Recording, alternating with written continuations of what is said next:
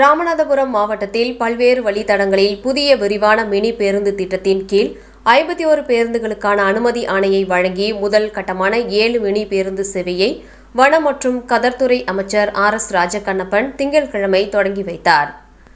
தமிழ்நாடு முதலமைச்சர் போக்குவரத்து துறையின் சார்பில் புதிய விரிவான மினி பேருந்து திட்டத்தை துவக்கி வைத்தார்.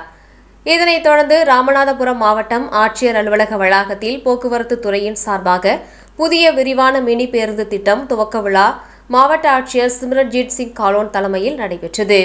இதில் ராமநாதபுரம் சட்டப்பேரவை உறுப்பினர் காதர் பாஷா முத்துராமலிங்கம் முன்னிலை வகித்தார்.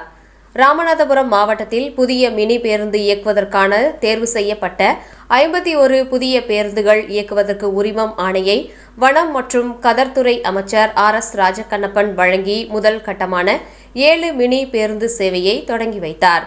மீதமுள்ள மினி பேருந்துகள் சேவைகள் தொடர்ந்து இயக்கப்பட உள்ளது.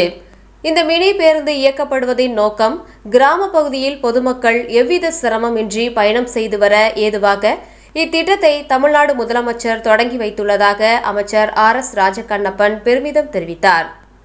இந்நிகழ்ச்சியில் வட்டார போக்குவரத்து அலுவலர் ஆனந்த் அவர்கள், ராமநாதபுரம் நகர்மன்ற தலைவர் RK கார்மேகம், துணைத் தலைவர் பிரவீன் தங்கம் அவர்கள், வட்டார போக்குவரத்து ஆய்வாளர் செந்தில்குமார் மற்றும் அரசு அலுவலர்கள் உள்பட பலர் கலந்து கொண்டனர்.